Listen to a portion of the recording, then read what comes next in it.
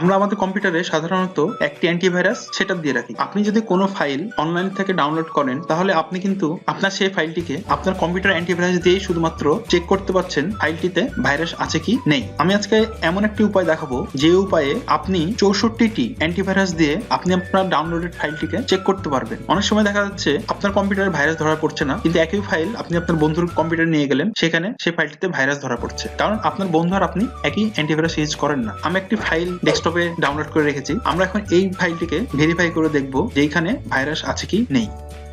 এই প্রজেক্টটি নাম হলো ভাইরাস টোটাল। এটা একটি গুগলের প্রজেক্ট, ডিরেক্টলি গুগলের প্রজেক্ট না, বাট ইনডিরেক্টলি এটা একটি গুগলের প্রজেক্ট। আমি এই সার্ভিসটি গত 6-7 বছর ধরে ইউজ করছি। ওয়েবসাইটটি খুবই ট্রাস্টেড। এখানে একটা বাটন আছে যে বাটনে বলছে আপলোড অ্যান্ড স্ক্যান ফাইল। আমি এখানে ক্লিক করছি। আমি ডেস্কটপ থেকে আমার ডাউনলোডেড ফাইলটি ওপেন করছি। এখানে ফাইল নেমটি দেখাচ্ছে, ফাইলের সাইজটি দেখাচ্ছে, ফাইলটি কবে চেক করা হচ্ছে সেই ডেটটি দেখাচ্ছে, এবং উপরে দেখাচ্ছে কোন হ্যাশ অ্যালগরিদমের মাধ্যমে ফাইলটি ডিটেক্ট করা হলো।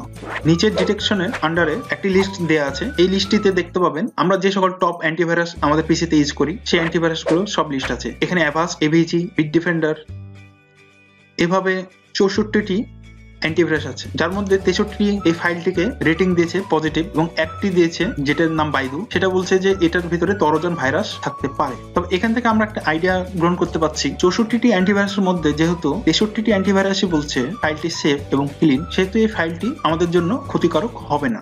ভিডিওটি ভালো লাগলে লাইক করবেন, বন্ধুদের সাথে শেয়ার করবেন, চ্যানেলটি অবশ্যই সাবস্ক্রাইব করবেন এবং বেল আইকনে ক্লিক করবেন। আরো টেকনোলজিক্যাল ভিডিও দেখতে আমার চ্যানেলের ভিডিওগুলো চেক করে দেখুন। দেখা হবে পরের ভিডিওতে।